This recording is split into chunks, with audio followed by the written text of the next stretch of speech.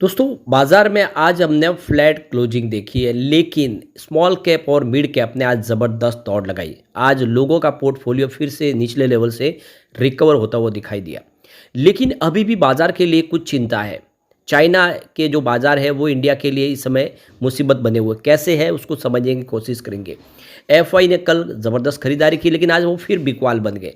क्या एफआई अभी भी बाजार में लौटने को तैयार नहीं है? आगे की रणनीति क्या हो सकती है? कुछ बड़ी अपडेट निकल के आ रही है बाजार को लेकर, जिसको इस वीडियो के माध्यम से हम डिस्कस करेंगे। और इंटरनेशनल मार्केट खुल चुके हैं, वहाँ से क्या सिग्नल दिखाई दे रहे हैं, क्या खरीदारी की संभावना कल बन रही है? वैसे तो आज हमारे बाजार की जो शुरुआत है कमज़ोर हुई थी, जबकि इंटरनेशनल मार्केट से सिग्नल काफ़ी अच्छे थे। तो ग्लोबल मार्केट के अनुसार बाजार ये अभी तो नहीं चल रहा है, बाजार अपने खुद के हिसाब से चल रहा है। तो क्या है आगे की संभावना, उसको जानेंगे इस वीडियो के माध्यम से।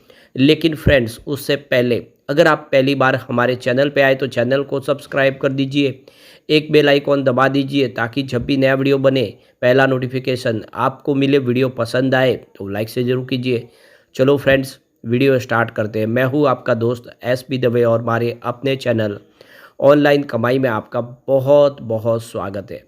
तो सबसे पहले बीएसई सेंसेक्स की बात कर ले। आज 75,939 के स्तर पे क्लोजिंग दी है, जहाँ पे 0.37% की गिरावट थी। लेकिन आज जो गौर करने वाली बात है कि जो शुरुआत हुई थी वो 200 पॉइंट की गिरावट के साथ हुई थी, फिर सडनली बाजार रिकवर कर गया। आज बाजार ने 76,000 का स्तर भी दिखाया और लो जो बना वो 75,500 के आसपास भी बना। दोनों तरफ का माहौल बना, गिरावट भी हुई और रिकवरी भी हुई। 700-800 पॉइंट की इधर उधर की अप डाउन देखने को मिली। अंत में लगभग फ्लैट रहा बाजार। अब ये जो गिरावट थी, हल्की सी जो क्लोजिंग गिरावट की, वो सिर्फ निफ्टी 50 में ही थी। अब 22,932 के स्तर पे 0.05% की गिरावट थी, लेकिन निफ्टी नेक्स्ट 50 में 1.19% की शानदार तेज़ी थी। यानी आज निफ्टी नेक्स्ट 50 ने अच्छा किया है। इसके बाद में निफ्टी मिड कैप की बात करें तो आज 1.19% की तेज़ी वहाँ पर भी थी और निफ्टी मिड कैप 100 में 1.56% की तेज़ी थी। और स्मॉल कैप 100 ने आज बहुत बेहतर किया, करीब 2.36% की तेज़ी देखने को मिली। इसके अलावा निफ्टी मिड कैप 150 में 1.46% की तेज़ी थी, तो निफ्टी स्मॉल कैप 50 में 2.22% की तेज़ी थी। यानी सबसे शानदार आज तेज़ी थी तो वो थी निफ्टी स्मॉल कैप में। उसके बाद में मिड कैप में और निफ्टी नेक्स्ट 50 में लगभग एक जैसी ही तेज़ी थी, लेकिन ओवरऑल आज तेज़ी अच्छी थी। इंडिया वीएक्स आज 1.56% डाउन था। अब यहाँ पे सेक्टर इंडेक्स की बात करें तो आज 3-4 इंडेक्स में हमने गिरावट देखी है। एक निफ्टी ऑटो में 0.04% की गिरावट थी और निफ्टी एफएमसीजी में 0.23% की गिरावट थी। इसके अलावा निफ्टी आईटी की बात करें तो 1.30% की गिरावट यहाँ पर भी थी और निफ्टी फार्मा 0.71% की गिरावट थी और हेल्थ केयर में 0.78% की गिरावट। तो डोनाल्ड ट्रंप के सरकार इस समय देख सकते हो जो फैसले के बाद टैरिफ लगाने की, तो फार्मा सेक्टर पे भी टैरिफ का तलवार लटक रही है। इस वजह फार्मा सेक्टर दबाव में है। ऑटो सेक्टर भी इसी का शिकार बना, क्योंकि उन्होंने कहा कि अप्रैल से वो ऑटो सेक्टर पे भी टैरिफ लगा सकते हैं। तो जिस जिस सेक्टर पे टैरिफ की संभावना बन रही है वो सेक्टर आज दबाव में थे। बाकी ओवरऑल आज देखें तो बाजार में कुछ सेक्टर ने बहुत अच्छा किया है, जिसमें निफ्टी रियलिटी ने 1.67% की ज़बरदस्त तेज़ी बताई। निफ्टी पीएसयू बैंक में भी 1.33% की तेज़ी थी। निफ्टी मीडिया में आज 1.43% की तेज़ी थी और मेटल इंडेक्स ने भी आज बेहतर किया, 1.25% की तेज़ी दिखाई। तो ओवरऑल आज देखें तो बाजार का सेंटीमेंट अच्छा था। निफ्टी बैंक भी आज 0.98% लगभग 1% की तेज़ी बताई। अब मार्केट खुल चुके हैं। डाउ जोन की बात करें तो 44,408 के स्तर पर इस समय जो 0.33% की गिरावट देखने को मिल रही है इस समय। S&P 500 6,117 के आसपास ट्रेड करता हुआ दिखाई देगा, जहाँ पे 0.20% की गिरावट है। नेस्डैक कंपोजिट की बात करें तो 19,999 का स्तर इस समय देखने को मिल रहा है, जहाँ पे 0.21% की गिरावट है। लेकिन रिजल्ट 2000 इंडेक्स की बात करें तो 2290 के स्तर पे 0.45% की तेज़ी है और NYSE कंपोजिट 20,240 के स्तर पे 0.55% की तेज़ी है। इन्हें मिला जुला रुझान है, लेकिन यूएस के मार्केट दबाव में है। अब आप देख सकते हो कि कल एफआई ने 4,786 करोड़ की खरीदारी की थी, लेकिन आज एफआई का मूड फिर से बिगड़ा और आज उन्होंने बिकवाली की। तो बिकवाली तो की, लेकिन डीआई ने आज खरीदारी करके बाजार को सहारा दिया। डीआई तो पिछले कई महीनों से लगातार बिकवाली को रोक ही रहे, खरीदारी अपनी तरफ से करके। तो कुल खरीदारी आप देख सकते हो कि आज डीआई की तरफ से देखें तो 11,192.898 करोड़ का आज निवेश किया, सामने 9,235.24 करोड़ की उन्होंने बिकवाली की। तो उनका जो नेट निवेश रहा आज 1,957.74 करोड़ रहा। ये उनकी खरीदारी लगभग 2,000 करोड़ के आसपास की। सामने FII की बात करें, कुल खरीदारी उन्होंने 11,570.57 करोड़ की, लेकिन सामने बिकवाली 13,451.87 करोड़ की। तो उनकी जो बिकवाली आज 1,881.30 करोड़ की रही है। तो आज वो नेट बिकवाल थे। उन्होंने जितनी बिकवाली की उतनी ही खरीदारी DI ने करके बाजार को संभाल लिया। अब भारतीय बाजार में विदेशी निवेशक लगातार 5 महीनों से बिकवाली कर रहे। बीते सप्ताह FI ने 40.5 करोड़ डॉलर के बराबर पैसा बाजार से निकाला है। हालांकि इसी दौरान चीन में शेयरों में FPI की तरफ से 57.3 करोड़ रुपए का डॉलर का निवेश किया है। यानी इंडिया के बाजार से पैसा निकाल के वो चीन के बाजार में लगा रहे।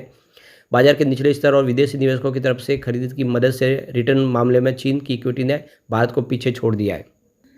MSCI चाइना का 6 महीने का रिटर्न देखें तो 28.9% के आसपास रहा है। साल का रिटर्न 38% के आसपास है। वही MSCI इंडिया का रिटर्न निगेटिव रहा है। वैल्यूएशन के साथ चीन की सरकार के राहत पैकेज और AI पर बढ़ते फोकस के निवेशकों के फैसले पर असर पड़ा है और निवेशक जो है चाइना की तरफ प्रेरित हुए निवेश करने के लिए। तो आज भी बाजार में FI की बिकवाली रही और एक्सपर्ट का मानना है कि FI की बिकवाली जारी रही तो बाजार में अस्थिरता बनी रह सकती है। DI की ओर से खरीदारी करके बाजार को संतुलित रखने की कोशिश की जा रही है, मदद उससे हो रही है थोड़ी, लेकिन बाजार के लिए अभी भी ठीक बात नहीं है।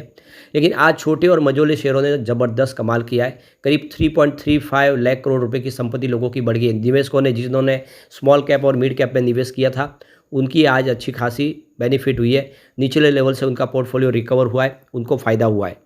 मार्केट एक्सपर्ट का कहना है कि निवेशक अमेरिकी फेडरल रिजर्व की ब्याज दरों को लेकर ही हो रही बैठक के नतीजों का इंतजार कर रहे हैं। यह नतीजे आज रात देर आने वाले हैं और उसके बाद में नई रणनीति बनती हुई दिखाई देगी।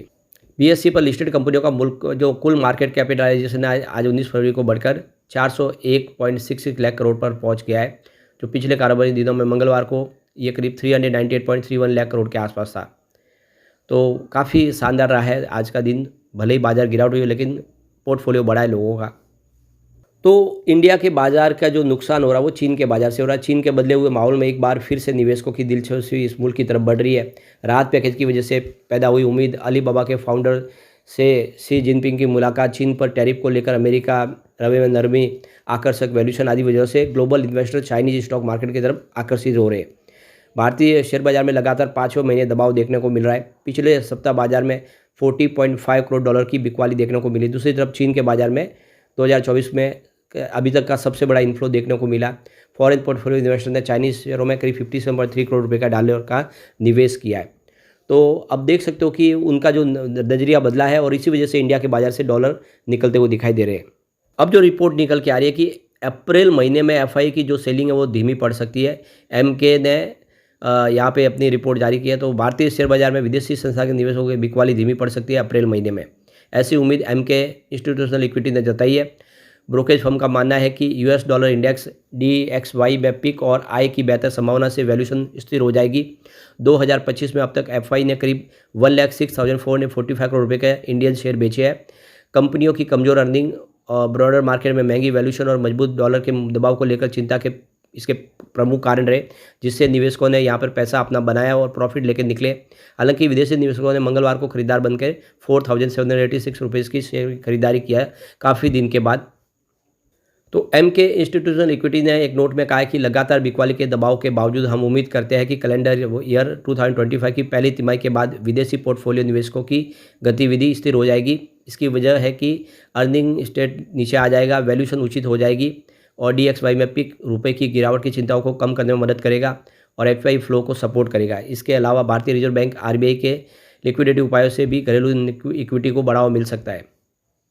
खास तौर पर BFSI सेक्टर को फ़ायदा हो सकता है।